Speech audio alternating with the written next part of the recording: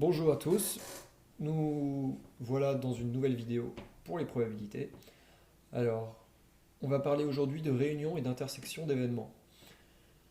On va voir que ce sont des notions assez simples, assez intuitives et surtout qui font appel à des connaissances qu'on a déjà, notamment sur les intervalles. Sur les réunions et intersections d'intervalles, normalement, ça doit vous parler un petit peu, surtout si vous regardez ces symboles. Ici, le symbole d'accord, du U inversé et ici du U, on retrouve bien le symbole d'union et d'intersection d'intervalles qu'on avait déjà vu.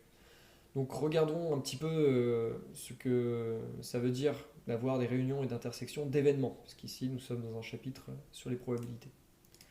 Alors, on considère qu'on a deux événements, A, d'accord, un événement A et un événement B, donc qui font partie d'un univers oméga. Eh bien, on va parler d'intersection des événements, ça va être tout simplement lorsque A et B sont simultanément réalisés. D'accord? A intersection B, l'intersection de A et B, ou avoir l'événement A et B, c'est quand les deux sont réalisés. Donc si je regarde ici sur mon schéma représentatif, j'ai donc un événement A qui représente donc toutes les issues sont à l'intérieur du cercle bleu, et pour l'événement B, toutes les issues sont dans pas le cercle mais la patatoïde, disons B. Eh bien, tout simplement, du coup, l'intersection de A et B, c'est tous les événements qui appartiennent aux deux à la fois. Et donc, qui se retrouvent dans cette zone. D'accord? Voilà. On verra ensuite sur un exemple. On va le voir même directement, cet exemple.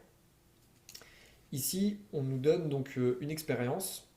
On considère l'expérience aléatoire suivante. On tire une carte dans un jeu de 52 cartes à jouer. On considère grand A l'événement tirer un valet et grand B l'événement tirer un cœur ou un carreau.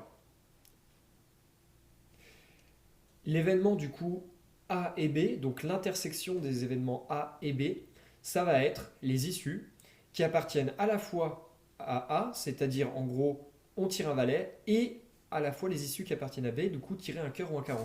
Donc qu'est-ce que ça va être? Eh bien ça va être tout simplement on tire un valet de cœur ou un valet de carreau. Parce que ce sont les deux cartes qui sont à la fois les deux seules cartes qui appartiennent à A, donc qui sont bien des valets, et qui appartiennent à B, qui sont bien de cœur ou de carreau.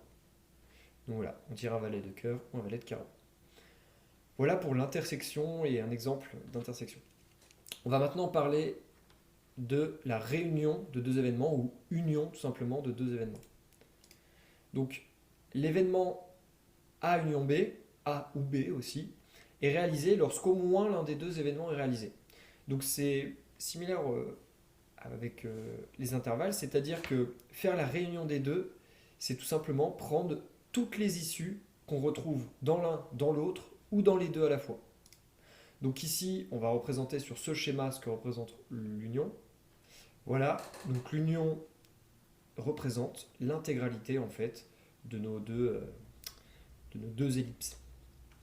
Tout simplement parce que on a bien toutes les issues qui appartiennent soit à A, soit à B, soit même aux deux. On a au moins bien à chaque fois un des deux événements qui est réalisé. Du coup, dans notre exemple, si on reprend notre exemple de carte à jouer, la réunion des événements ou l'union des événements A et B, ça va être tout simplement tirer un valet ou alors tirer un carreau ou tirer un cœur. Tout simplement. Et voilà. Donc on peut aussi le dire, on tire le valet de pique ou le valet de trèfle ou un carreau ou un cœur. Parce que quand on dit un carreau ou un cœur, on compte dedans déjà le valet de cœur et le valet de carreau, donc pas besoin de les remettre une deuxième fois. Voilà pour la réunion et l'intersection d'événements. On va donc maintenant voir une formule qui s'applique directement à ces deux nouvelles notions. Donc la formule que nous allons voir, elle est sur comment calculer avec une formule la probabilité de A union B, c'est-à-dire la probabilité que l'événement A se réalise ou l'événement B ou les deux à la fois. Comment faire pour avoir une formule qui nous donne facilement la probabilité de cette réunion?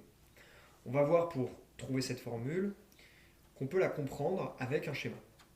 Donc imaginons qu'on a de la même manière que précédemment un univers oméga. où à l'intérieur on a toutes les issues donc, de notre expérience. Et donc, parmi toutes ces issues d'expérience, on considère un événement A et un événement B. Ok, A en rouge, B en rouge, A en bleu. Et toutes les issues de A sont à l'intérieur de l'ellipse et toutes les issues de B à l'intérieur de l'ellipse rouge. On a donc encore une fois ici une zone d'intersection hein, entre A et B. Donc, comment calculer la probabilité de A union B? Calculer la probabilité de A union B, ça revient donc à calculer la probabilité d'avoir les issues qui appartiennent à toute cette zone, c'est-à-dire appartenir à A ou à B. Alors, comment on peut faire assez instinctivement pour trouver la probabilité d'avoir les issues d'accord, de cette zone? On pourrait se dire, assez simplement, c'est simple, je vais faire, d'abord je vais prendre la probabilité de A, d'accord? La probabilité de A, c'est toute cette zone. Donc, on peut dire que voilà, P de A union B, c'est tout d'abord P de A, auquel on va faire quoi? Eh ben, on va ajouter la probabilité aussi d'être dans B. Comme ça, on aura bien donc à la fois la probabilité de tomber dans A et la probabilité de tomber dans B. Donc ça semble faire P de A union B. Sauf que si c'était bien ça la formule, il y aurait un petit problème. En effet, quand on fait probabilité de A plus probabilité de B, il y a une zone qu'on va considérer deux fois. Et c'est laquelle? C'est tout simplement cette zone verte, la zone d'intersection.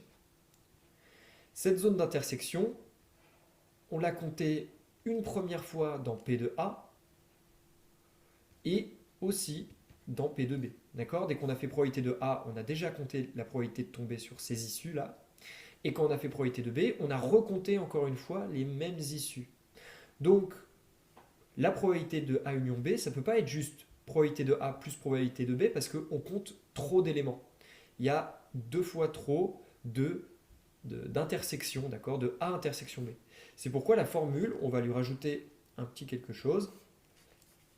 On va lui rajouter, d'accord, de retirer une fois la probabilité de A intersection B. En faisant ça, on aura bien donc du coup probabilité de A plus probabilité de B moins une fois ce qu'on a compté deux fois, d'accord? Et bien ça va nous faire bien la probabilité d'avoir l'union. Ok? Donc voilà pour la formule qu'il faut retenir. Donc si jamais vous vous souvenez plus exactement de cette formule, vous pouvez repasser par un dessin. Faites un dessin sur quel brouillon où vous voulez, où vous représentez ça sous forme d'ellipse A, B, et l'intersection, on voit que quand on fait P de A plus P de B, on compte une fois de trop l'intersection, donc c'est pour ça qu'il faut la retirer. D'accord? Ici c'est un moins, hein, on fait très attention, on a P de A plus P de B moins P de A intersection B. Passons donc maintenant à un savoir-faire, à un exemple d'application.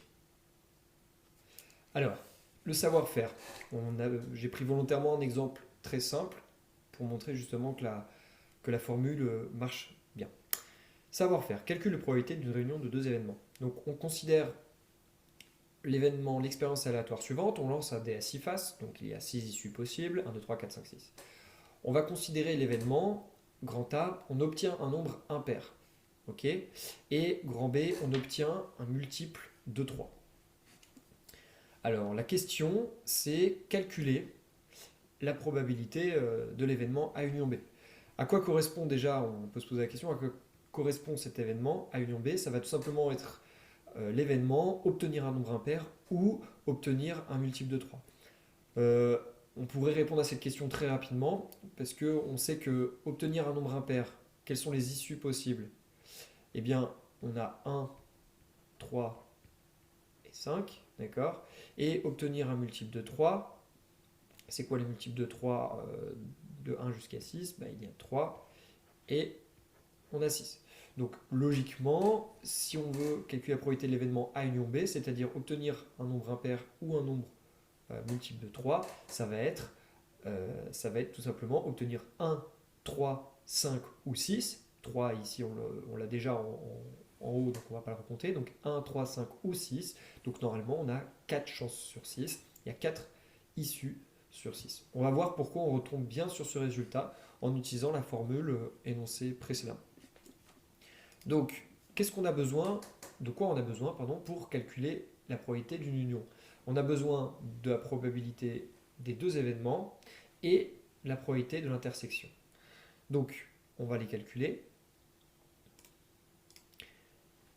Probabilité de A, tout d'abord, c'est quoi la probabilité de A? Eh bien, c'est la probabilité d'obtenir un nombre impair. On a donc 3 chances sur 6 d'obtenir un nombre impair. On ne va pas simplifier la fraction, vous verrez pourquoi. On laisse pour l'instant 3 sur 6. Ensuite, la probabilité de B, c'est la probabilité d'obtenir un multiple de 3. On a dit qu'il y avait deux issues, 3 et 6, donc on a 2 chances sur 6. Et maintenant, la probabilité de l'intersection, d'accord? C'est quoi l'intersection? C'est obtenir un nombre impair et un multiple de 3. En fait, on veut un nombre qui est à la fois dans A et à la fois dans B. Quel événement est à la fois dans A et à la fois dans B? Eh bien, il n'y en a qu'un seul, c'est le nombre 3, d'accord? Donc, on a une seule issue qui appartient aux deux événements.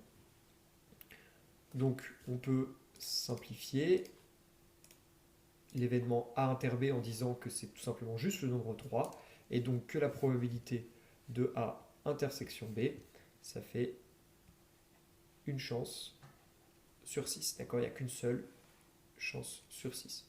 Donc la formule de la probabilité de l'union, qui est la probabilité de A union B, c'est P de A plus P de B moins P de A inter B. Donc on peut marquer 3 sur 6, les probabilités qu'on a trouvées, plus 2 sur 6, moins 1 sur 6. Voilà, on fait moins 1 sur 6 parce que 3, on l'avait déjà compté dans P de A et compté dans P de B, donc il faut bien le retirer une fois. Donc ça nous fait 3 plus 2 moins 1 sur 6. On a ici le même dénominateur, donc c'est bon. Ça nous fait 4 sur 6, ou encore 2 sur 3. Donc, ici, on retombe bien sur ce qu'on avait trouvé précédemment, c'est-à-dire que la probabilité d'avoir A ou B, ça va être 4 chances sur 6, 2 chances sur 3. Parce qu'on a bien retiré une fois l'intersection. Petite remarque, donc c'est fini pour le savoir-faire. Petite remarque, si A et B sont deux événements qui n'ont aucun élément en commun. Ici, par exemple, on avait un élément en commun, on avait 3.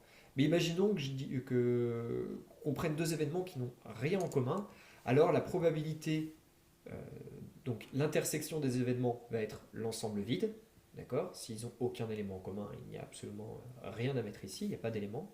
Donc la probabilité de l'intersection va être nulle, d'accord? S'il n'y a aucun élément, aucune issue, la probabilité va être tout simplement égale à 0.